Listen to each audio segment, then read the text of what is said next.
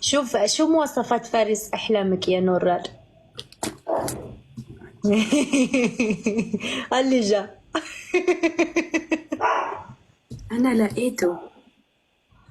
تمسحي والله ما بمزح. والله. لقيته يعني انا في اللايف. انا في اللايف وما فيني احكي كتير، وهلا يعني بعت لي مسج من قبل شويه.